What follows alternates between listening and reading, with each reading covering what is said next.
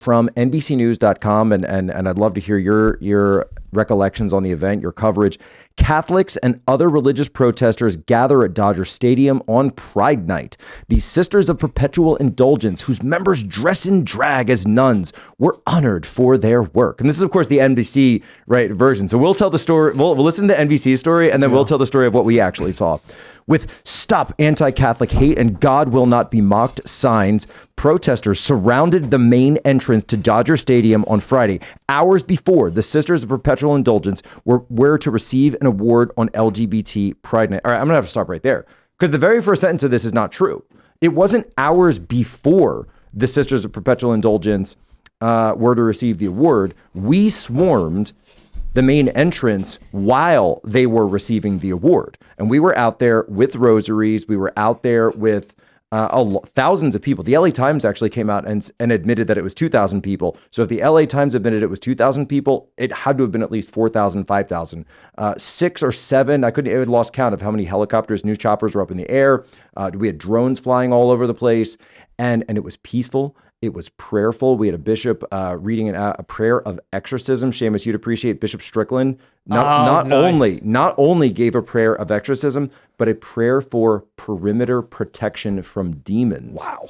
And this was the only time, and it's funny because I thought about Weren't this afterwards. they already performing at the stadium? I know, right? No, so inside, while all this is going on, there's the march that takes place, takes up space, blocks the gate. The inside at that time is completely empty during the ceremony. You could go in, and Savannah Hernandez did actually go in to get the footage showing an empty stadium while they received the award. And of course, the fact checkers are coming out saying, well, hold on a second. People actually went to the game. They were able to see the Dodgers play, and they played a game against the Giants and lost the entire series, by the way, to the San Francisco Giants from Northern California. The worst loss in 125 years. Funny how that works. And that's awesome. And then these are like the hated rivals, right? The Dodgers and the Giants. And they go on to lose this in a massive fashion, but the ceremony itself was completely drowned out by the protesters, so peaceful. And you know what I didn't see though was, and look, I've been, or Posto's been, to hundreds of events with Antifa, got into it, interactions, face to face, say what you will. I didn't see any of them there. I didn't see any of this. I saw a couple of counter protesters. Exorcism They were across the street. And it's funny. Revcoms. Well, because I was telling you a couple of Revcoms, but they never crossed the street. And I kept wondering, why aren't they crossing the street? Why did they come across? And then someone I was there with goes, well, did they not cross the street or did they not cross the perimeter? And it's like, yo, Bishop Strickland. So look, I mean, just from my recollection, my perspective, it was incredible. It was incredible to see. I mean, Seamus, of course, was being lazy, didn't want to come out. Yeah, that's exactly what it was. Didn't want to support, lazy. Didn't want to support the faith, didn't want to show up when it mattered. He was willing to be here. Tim, you weren't there. And debate Catholicism. Oh, right. I mean, Poso was there. And then some of us showed up when it mattered, like our good friend here. So tell us, what was it like for you on the ground? What were your recollections? Was it what the media says? Was it an anti-LGBT hate fest? No. So I think it was a beautiful sight because it was the first time that Protestants and Catholics were not at each other's neck about who's right about what. So it was kind of nice to just be alongside God-fearing people who believe in the gospel of Jesus Christ, just going around and finally standing up to what I thought, was a satanic agenda that was happening at the Dodger Stadium with these Sisters of Perpetual Indulgence who openly mock, and blaspheme our Christ. But what's so interesting to me is Christians will and this is why, again, sometimes like 95% of Christians, conservatives sit at home. All they do is type online, don't know what the heck they're talking about, never been involved in anything to any capacity. And they just like to oh, this is stupid. A protest? What's the point of a protest? What's the point of a prayer walk? What is that going to do? People that never show up to the community, and of course, just useless. I'm sorry. I'm kind of bashing on them right now, but it was really good to see. It was a great sight. Thousands of Jack Posobiec was there. He's not here tonight, but it was a great sight to see him. And I was just kind of wondering. There's a lot of like other influencers that go hard in the paint for Christ and just weren't nowhere to be. But we were there, man, and there was like revolutionary communists that were there, talking about there is no Jesus, there's no this.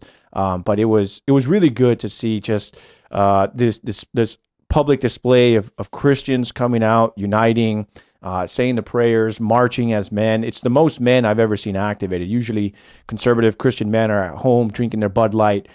So it was actually nice to kind of see them come out into the street and actually act out the things that they professed. One of the things that I was a little bit upset about was that the archdiocese, how does that work? I know you guys have like a structure within the Catholic system. It's like the archdiocese. I don't know if that's like a little small government of Catholic branch inside. But so each, I mean, the basic breakdown is a parish is a diocese. So one church is usually a parish. That's one community, basically a neighborhood.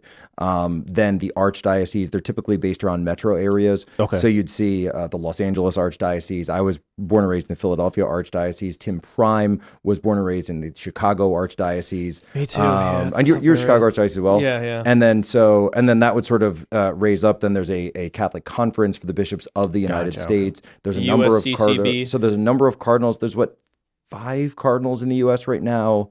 I believe, off the top of my head, could be totally wrong.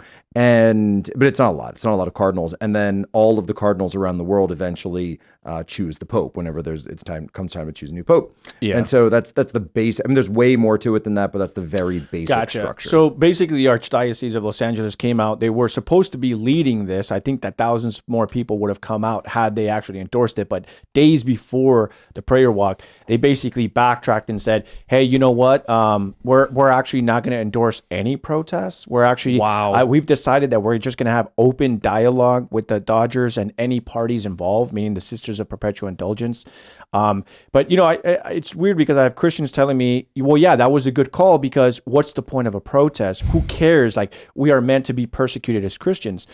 The thing I care about is that these same Christians, had it been that they were mocking Jewish rabbis, if it was Jewish rabbis that they were making fun of, and the ADL put out a statement, we strongly condemn these Sisters of Perpetual Indulgence that dress up as rabbis and are mocking the Jewish faith, this and that.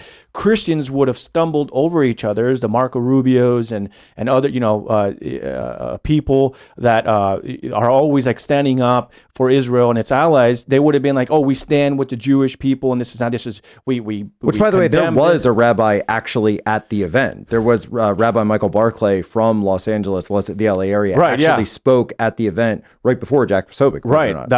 I remember that. And so to me, it's mind blowing to me when Christians justify that it's okay to persecute Christians in Christian America, country founded on Christianity.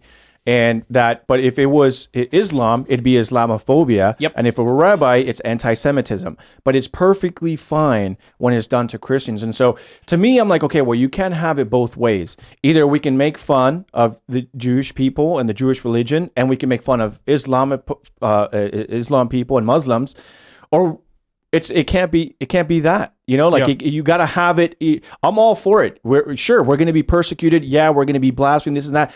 But what I don't understand is why you have Christian legislators, including just recently, Governor Ron DeSantis went out to Israel and signed an anti-Semitic bill out there in Israel and promising, Israel, like, hey, we're going to make sure that there's no anti-Semitism in Florida. They've extradited 3 people in 3 different states, I believe, to Florida under that new anti-Semitism bill. But it's like, but why can't we do that for Christians? This is a Christian country. We have Christian majority legislators. Why isn't the protection? So my argument against Christians, and again, I don't understand why we do this, but Jack Poso was there. Well, we were there. We showed up. We understand the importance of showing up for our religion, for our people, and just standing in solidarity, because to me, it's just not right. Well, and to your question about the legislation, that there are obviously concerns about what constitutes protected speech under the First Amendment, as opposed to what is considered hate speech or hate speech laws, which we're not going to get into right here, but that's obviously a major concern. But also, and Seamus, I want to ask you about this as well, because this call by the Archdiocese for dialogue, that's a communist tactic. That's a Hegelian tactic. This is the exact same thing, and I know you can break this down the antithesis, for us. Right? It's classic. Exactly. It's the classic. Exactly. So situation. you have the thesis, you have the antithesis, and then after dialogue, it ends up breaking down into the synthesis. You have a new idea. Now, I'm not going to sit here and claim I know what the motivations of the Archdiocese were in making this decision, but what I can tell you is that I personally believe it was a very bad decision. I think that this is something they should have called for, so that people in the area would know that this protest was something that the church was sanctioning. And there's a lot lot of conversation in the Catholic Church today among bishops and priests who consider themselves to be more moderate about trying to unite with and have dialogue with Protestants. So it's interesting that at this protest that so many Protestants were attending, it was decided that the church couldn't and even shouldn't endorse it. Of course, I think the reason is pretty clear. If I were to guess at the motivations, I would say it was simply a case of them being afraid and them not wanting to say anything that would upset the alphabet people, the LGBTQIAP lobby, or anyone else who's pushing for sexual perversion in this country. Because as you know, the dominant prevailing state religion that's been emerging is one which celebrates sexual perversion, and unfortunately, as is to be expected, just given human history, the history of the church, in the way human beings behave, there are people in the church who would like to be accepted by those who would persecute them because they don't want to face the ostracism that would come along with persecution. And so they're either willing to bend the knee, or even if they don't bend the knee, they're willing to tell other Christians to stand down, to tell the faithful to stand down, to tell Catholics to stand down and not adequately combat the evil as it must be. But so then, if there are these at least 2,000, according to the LA Times, 2,000, which means to me that there must have been at least double that, because the LA Times has to have been 2,000. I saw it on Daily Mail as well, because Daily Mail originally said that there were hundreds of protesters. Right. Hit refresh, and then it immediately said top of, and it stayed up all weekend, thousands of protesters. So Seamus, what is this split inside the church then? Because is there a split between the phrase is the laity, the laity of the church, or members of the laity, into the hierarchy, the magisterium, at least in the U.S., not to go too uber into the Catholic weeds here, but it just seems like there's a split between the trads and the moderates. Yeah, well, the trads, the modernists, the moderates, there's a lot of different ways of looking at this. And to be honest, I don't consider this to be in any way, shape, or form unprecedented. If you look at church history, once the Roman persecution ends, a great deal of Catholic history ends up being the story of good, holy, faithful lay people being saddled with a corrupt hierarchy that has some good people in it, but who do not follow the Lord as they should and do not lead their flocks as they should. And we also see this in the Holy Scriptures. I believe as a Catholic that at the Last Supper, when Christ established holy orders, that Judas was ordained. So this is one of our first examples of a priest and a bishop, and he betrayed Christ. So we should expect to see that there will be Judases in the church today. And as we've seen throughout church history, it has been full of them historically. So when people are unwilling to stand up for Christ, and when bishops and clerics are unwilling to, which many of them are, lay people, fortunately, historically, have risen to the occasion, even though it has not been all of them. Many of them have.